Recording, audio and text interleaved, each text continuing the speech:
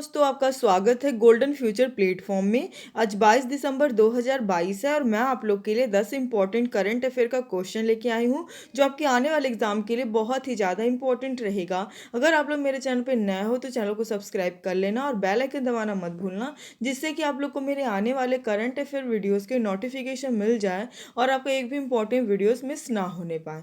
आज का हमारा पहला क्वेश्चन है, हाल ही में प्रधानमंत्री नरेंद्र मोदी ने किस शहर में गृह प्रवेश नामक कार्यक्रम का शुभारंभ किया? इसका सही आंसर है option A Agartala.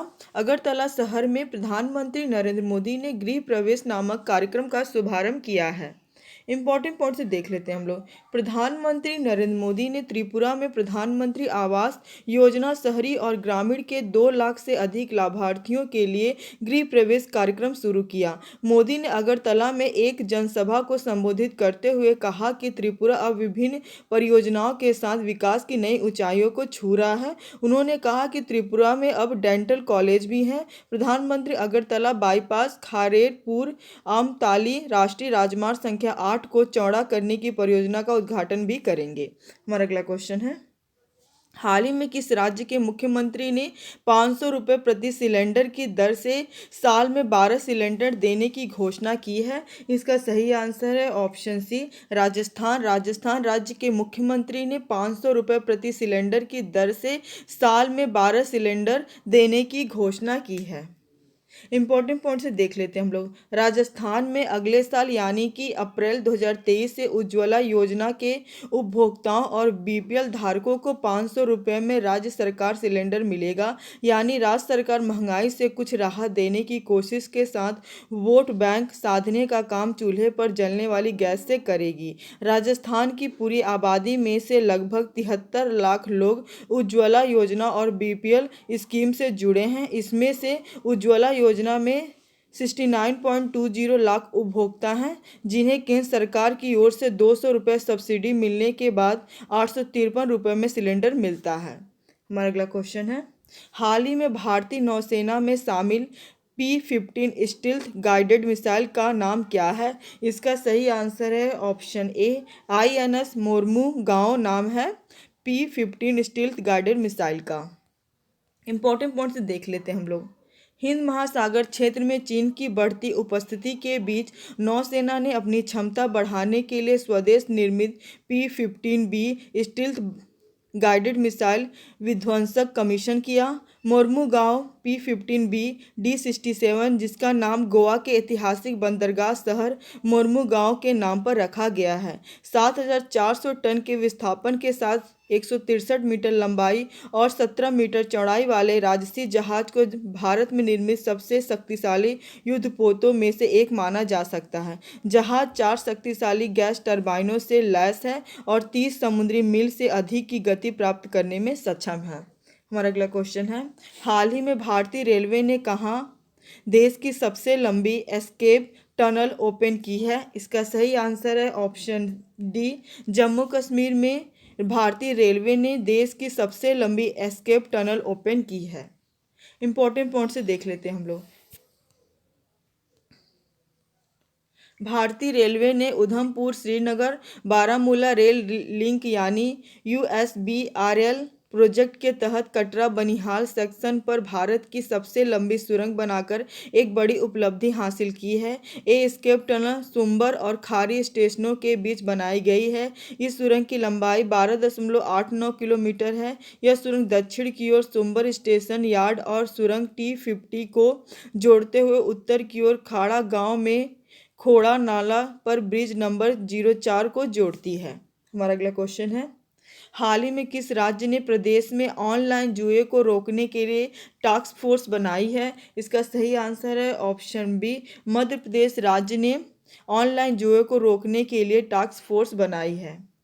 Important point से देख लेते हैं हम लोग। मध्य प्रदेश सरकार ने राज्य में ऑनलाइन जुआ को रोकने और ऑनलाइन गेमिंग को नियंत्रित करने के लिए एक टास्क फोर्स का गठन किया है। ऑनलाइन जुए की रोकथाम और ऑनलाइन गेमिंग को नियंत्रित करने के संबंध में विभिन्न न्यायिक मिसालों, कानूनी स्थितियों और तकनीकी पहलुओं की जांच के बाद राज्य सरकार को सिफारिशें प्रस्तुत करने के लिए टास्क फोर्स का गठन किया गया है। हमारा अगला क्वेश्चन है, हाल ही में हार्वर्ड यूनिवर्सिटी की पहली अश्वेत अध्यक्ष कौन नियुक्त हुई हैं? इसका सही आंसर है ऑप्शन बी, क्लाउडीन गे हार्वर्ड यूनिवर्सिटी की पहली अश्वेत अध्यक्ष नियुक्त हुई हैं। इंपॉर्टेंट पॉइंट से देख लेते हैं हम लोग। क्लाउडीन गे हार्वर्ड यूनिवर्सिटी की 30वीं अध्यक्ष बनेंगी। इसी के साथ वे आईवी लीग स्कूल का नेतृत्व करने वाली पहली अश्वेत शख्स बन जाएंगी। 52 वर्षीय गे हार्वर्ड प्रमुख के लिए चुनी जाने वाली दूसरी महिला हैं। गे फिलहाल यूनिवर्सिटी की डीन और डेमोक्रेसी स्कॉलर हैं। क्लाउडीन गे 1 जुलाई 2023 से अपना पद संभाल लेंगी।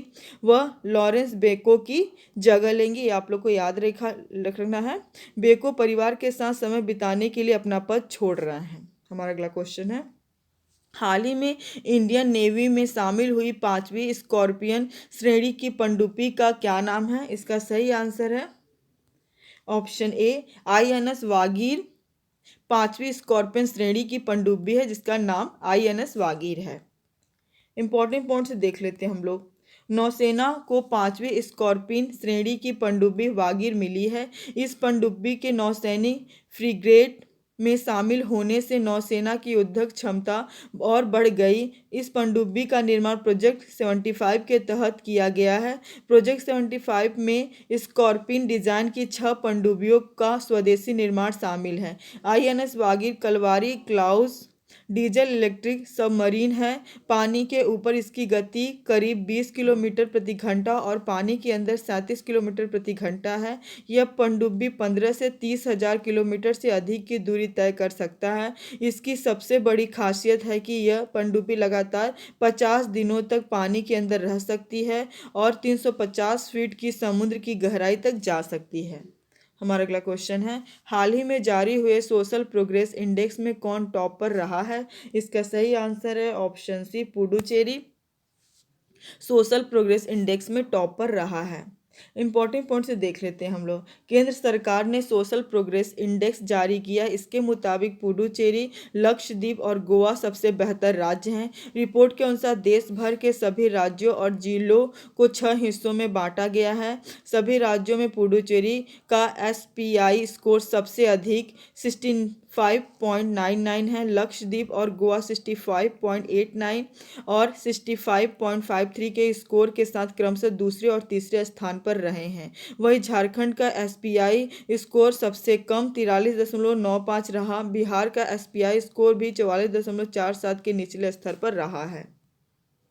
हमारा अगला क्वेश्चन है, हाल ही में किस देश के फुटबॉलर करीम बेंजेमा ने अंतर्राष्ट्रीय फुटबॉल से संन्यास की घोषणा की है? इसका सही आंसर है ऑप्शन सी, फ्रांस देश के फुटबॉलर करीम बेंजेमा ने अंतर्राष्ट्रीय फुटबॉल से संन्यास लेने की घोषणा की है।